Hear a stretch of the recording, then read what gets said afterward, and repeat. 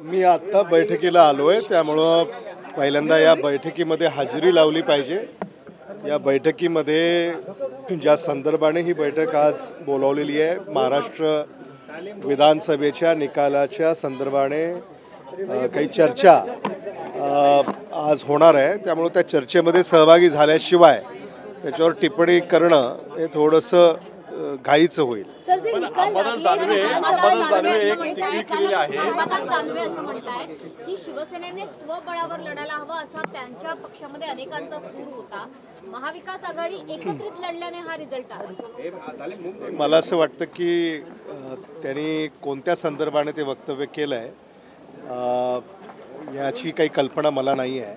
त्यामुळे मला असं वाटतं की महाविकास आघाडीतले सारेच पक्ष या निकालांचा आढावा घेत आहेत आणि तो आढावा खोलवर घेतल्याशिवाय त्याच्यावर टिप्पणी करणं हे योग्य होणार नाही। सर, ते निकाल लागले विधानसभेचे, त्या निकालाबद्दल तुमची काय प्रतिक्रिया? निकाल धक्कादायक आहेत। अनेक ठिकाणाहून तक्रारी येत आहेत।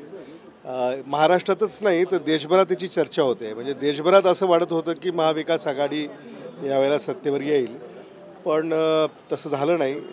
आणि या निकालांमध्ये अनेकांनी या ठिकाणी EVM वर सुद्धा शंका व्यक्त केलेली आहे। काँग्रेसनं तर देश पातळीवर याची नोंद खूप गांभीर्याने घेतली आहे। काँग्रेसची बैठक सुद्धा मला असं वाटतं 1-2 दिवसामध्ये आहे। तुमचाही EVM वरती आरोप आहे?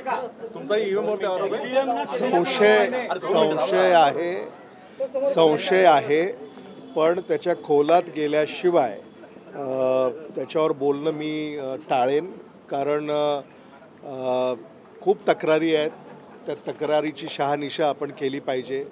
आणि शेवटी EVM बद्दल आता सत्ताधारीच बोलू शकतात। 16 आमदार राहिलेले आहेत, या आमदारांचं प्रतिनिधित्व करायला मला आवडेल का? मला असं वाटतं की म्हणजे ही वैचारिक लढाई आहे। आता आकडेवारी ही जरी महत्त्वाची असली तरी मला पहिल्यांदा पक्षामध्ये आम्ही याचं अवलोकन करून त्याच्यावर विचारविनिमय करून पुढची दिशा ठरवू। अशोकराव चव्हाण म्हणतात की मला ज्यांनी संपवण्याचा प्रयत्न केला ते विधानसभेच्या निवडणुकीत संपलेले आहेत। तुमचं देखील नाव घेतलं, तुमच्या बंधूंचं नाव देखील त्यांनी घेतलं। मला असं वाटतं की त्यांच्या विचारांची मला कीव येते, कारण आम्ही आमच्या पक्षाच्या प्रचारासाठी तिथे गेलो होतो।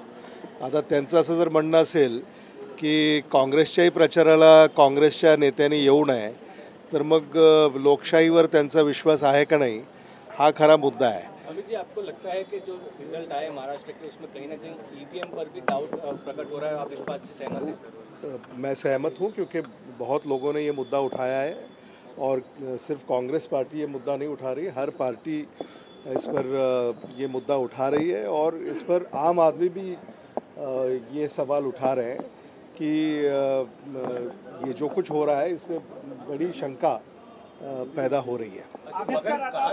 शिवसेनेची बैठक पार पडली, त्या बैठकीमध्ये पुढे ज्या निवडणुका असतील स्थानिक स्वराज्य संस्थांच्या, त्यामध्ये शिवसेनेचं म्हणणं आहे की एकला आपण एक स्वबळावर लढू, म्हणजे महाविकास आघाडीत राहून आमचं नुकसान झालंय असं त्यांचं म्हणणं आहे। मला असं वाटतं की याच्यावर आज टिप्पणी करणं योग्य नाही आहे। कोणत्या संदर्भाने ती मतं व्यक्त झालेली आहेत याची कल्पना मला नाही आहे। आज आम्ही बसतोय, आज आमचे नेते एकत्र येत आहेत, चर्चा होते, अशा अनेक बैठका होतील। एका बैठकीमध्ये याचं काही सार निघेल अशी परिस्थिती नाही। अनेक बैठका होतील आणि याच्यानंतर आम्ही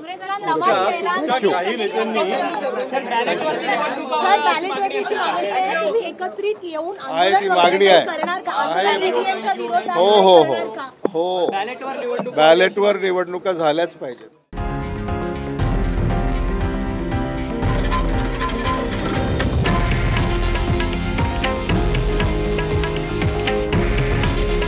हे आहे देशातील नंबर 1 न्यूज नेटवर्क आणि आपण पाहत आहात TV9 मराठी। काळजी तुमची, हित महाराष्ट्राचं।